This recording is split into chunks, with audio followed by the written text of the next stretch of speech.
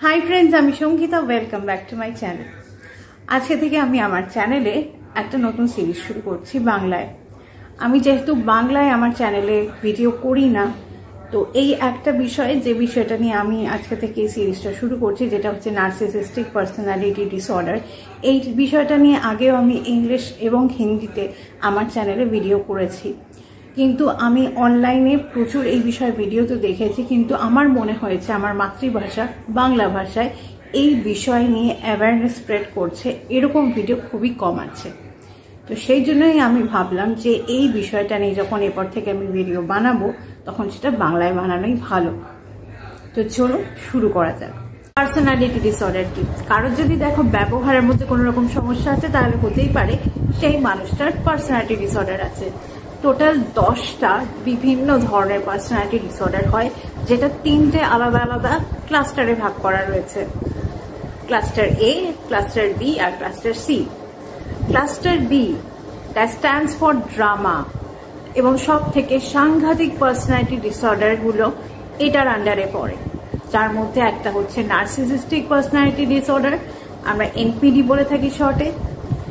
এদের মধ্যে নার্কোপ্যাথও আছে, কারণ অনেক সময় হয় যে একটা মানুষের মধ্যে দুটো আলাদা আলাদা পার্সোনালিটি ডিসঅর্ডারের মিক্স থাকতেই পারে। এটা ছাড়া থাকে সোশিওপ্যাথ বা সাইকোপ্যাথ, যেটাকে আমরা অ্যান্টি সোশ্যাল পার্সোনালিটি ডিসঅর্ডার বলতে পারি। এটার সাথে থাকে বিপিডি, বাইপোলার ডিসঅর্ডার, এবং থাকে হিস্ট্রিয়নিক পার্সোনালিটি ডিসঅর্ডার।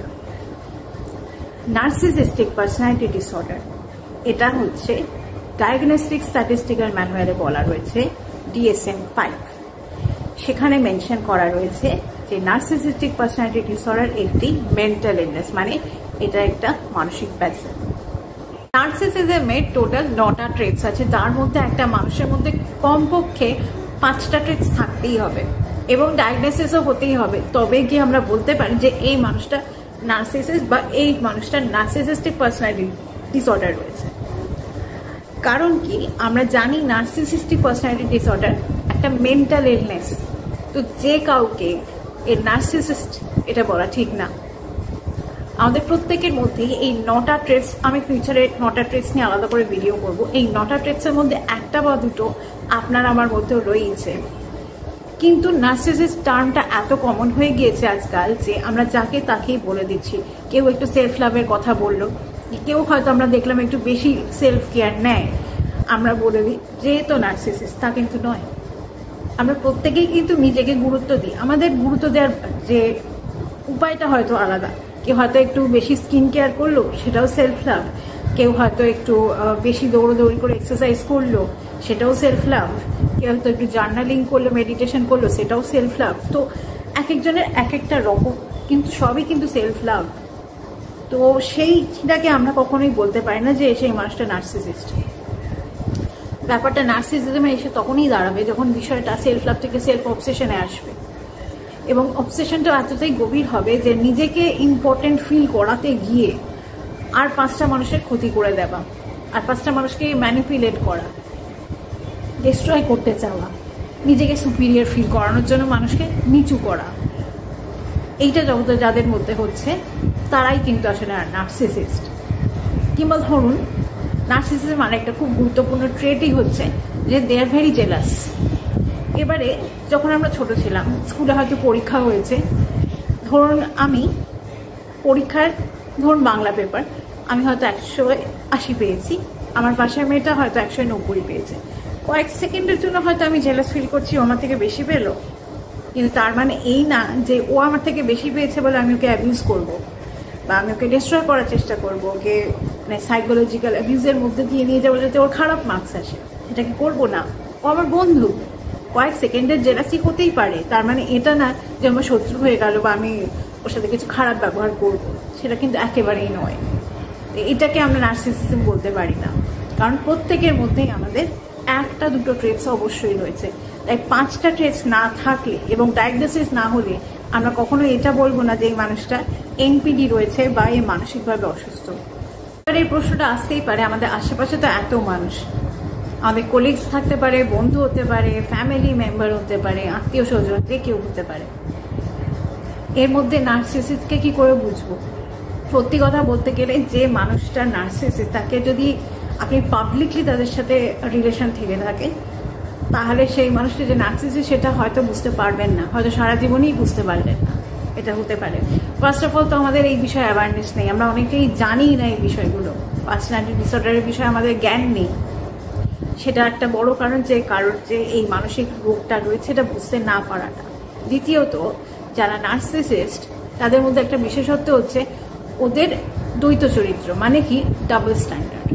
ওদের যে রিয়েল পার্সোনালিটিটা সেটা ওরা নিজেও জানে ওরা মানুষ হিসেবে অত্যন্ত খারাপ, বা ওরা যেটা করছে সেটা কিন্তু ইললিগাল বা অন্যায় করছে, ওরা সেটা কিন্তু বোঝে।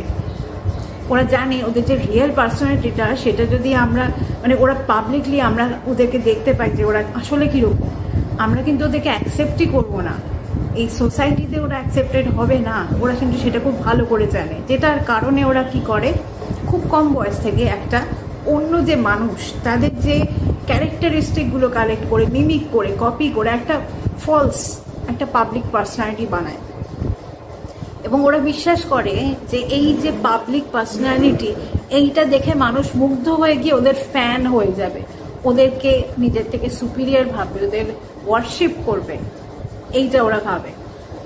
ঠিক এটাই কারণ যে হয়তো আপনি নার্সিসিস্টকে চেনেন কিন্তু আপনি বুঝতে পারছেন না, কারণ হয়তো আপনি তাকে বস্টনের ভিড়ের মধ্যে চেনেন, পাবলিকলি চেনেন, সেই জন্য আপনি বুঝতেই পারছেন না কে নার্সিসিস্ট।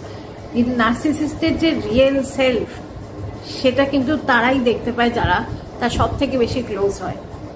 একটা হচ্ছে তার ফ্যামিলি মেম্বার, আর এটা ছাড়া হচ্ছে তার টার্গেটের বিষয়ে আমি পরে আরো ভিডিও বানাবো, ডিপে অনেক যেতে হবে, তো সেটার জন্য অন্য ভিডিও থাক। তো ফ্যামিলি মেম্বার যারা, তারা কিন্তু জানে যে মানুষটা আসলে কিরকম, কারণ সামাজিকভাবে যখন তারা লোকে পাবলিকলি আছে তখন তো সেই ফেক একটা মাস্ক পরে আছে, একটা ভালো মানুষের মুখোশ পরে রয়েছে বলেই তখন তারা আর কি নিজেদেরকে সেই 10 জনের মাঝখানে মিলিয়ে মিশে নিতে পারছে বা অ্যাটেনশনটা সিক করতে পারছে। কিন্তু ফ্যামিলির সামনে তাদের মুখোশ পরে থাকার দরকার নেই, এবং 24 ঘন্টা অভিনয় করতে থাকাটাও প্রচন্ড এক্সস্টিং হয়ে যায়, যেটার কারণে তাদের ফ্যামিলি মেম্বার্সরা কিন্তু আসলেই জানে সে মানুষটা কিরকম। এটা ছাড়াও কিছু স্পেসিফিক পার্সোনালিটি ট্রেটস আছে যেটা তোমরা পাবলিকলি হলেও হয়তো নজরে রাখতে পারো। তোমরা টার্গেট হয়ে থাকলে বা ফ্যামিলি মেম্বার হয়ে থাকলে তো জানবেই যে এরা কতটা কন্ট্রোলিং হয়, কতটা ম্যানিপুলেটিভ হয়, কতটা মিথ্যে কথা বলে, মানুষকে কিভাবে ছোট করতে চায়, নিচু করতে চায়, মানুষের রেপুটেশন নিয়ে খেলতে পারে, এরা কিরকম সেটা তোমরা মোটামুটি ধারণা করে ফেলতেই পারো যদি টার্গেট বা ফ্যামিলি মেম্বার হয়ে থাকো। কিন্তু যদি তা না হয়, পাবলিকলিও যদি এদেরকে চেনো, কয়েকটা ট্রেটস লক্ষ্য করবে যে এরকম ধরো এটা প্রচন্ড সেলফ সেন্টার্ড হয়, সে যতই যাকে হেল্প করুক না কেন, ধরো কোনো নার্সিসিস্টকে দেখলে কোনো মানুষকে হেল্প করতে, জানবে এর পেছনে নার্সিসিস্টের কোনো একটা উদ্দেশ্য রয়েছে, কারণ ওরা কাইন্ডনেস, কম্প্যাশন, লাভ এইসবে বিশ্বাসী নয়। আজকে কারোর সাথে ভালো ব্যবহার করছে, নিজেদের চার্মিং পার্সোনালিটি দেখিয়ে কাউকে হাত করার চেষ্টা করছে, মানেই হচ্ছে সেই মানুষটাকে ম্যানিপুলেট করছে এবং তার কাছ থেকে তার কিছু চাই। এছাড়াও যেটা আমরা দেখতে পাই যে ধরো 10টা মানুষের ভিড় রয়েছে, তার মধ্যে একজন নার্সিসিস্ট, সে চাইবে বাকি 9 জন তাকে খুব বেশি করে গুরুত্ব দিক, ইম্পর্টেন্স দিক, অ্যাটেনশন সিকিং অ্যাটিটিউড হয় ওদের, যেহেতু ওদের সেলফ এস্টিম থাকে না এবং ওদের কনফিডেন্সের অভাব, ওদের সব প্রত্যেকটা বিষয় না ওদের ভ্যালিডেশনের দরকার, শাবাশির দরকার, প্রেজের দরকার। তো এটাও একটা বড় কারণ, এবং ওরা নিজেকে সবসময় এটা ফিল করাতে চায় যে আমি আর 5টা মানুষের থেকে সুপিরিয়র, বাকি সবাই আমারই চারিপাশে যারা রয়েছে তারা আসলে আমাকে ভগবান মনে করুক।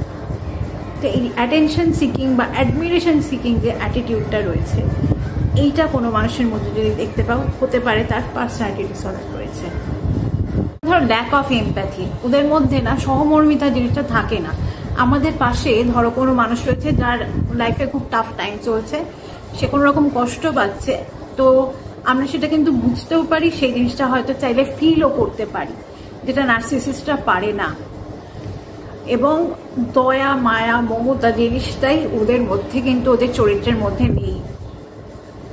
এবার ধরো অন্যায় করা, ওরা কিন্তু লাইফে প্রচুর প্রচুর খারাপ কাজ করে, অনেক অন্যায় করে, অপরাধ করে ওরা, এবং তারপরে যার সাথে অপরাধ করেছে তার কাছে ক্ষমাও চাইতে পারে না, বা গিল্ট, রিমর্স মানে অপরাধ বোধ বা রিগ্রেট করা যে অন্যায় করেছে সেটা ওদের মধ্যে নেই। ওরা যা ভাবে যে ওরা যেটা করেছে সেটা একদম ঠিক করেছে, ওরা সবসময় মানে নিজেকে জাস্টিফাই করে নেয়। এটা ছাড়া আরো একটা যেটা এটার সাথে রিলেটেড আমি বলতে চাই, সেটা হচ্ছে ল্যাক অফ অ্যাকাউন্টেবিলিটি। ধরো কোন নার্সিসিস্ট অন্যায় করেছে, যার সাথে অন্যায় করেছে সে তাকে গিয়ে ডাইরেক্টলি কনফ্রন্ট করলো যে তুমি এই অন্যায়টা করেছো, সেটা স্বীকার করো। ওরা করবে না কোনোদিনও।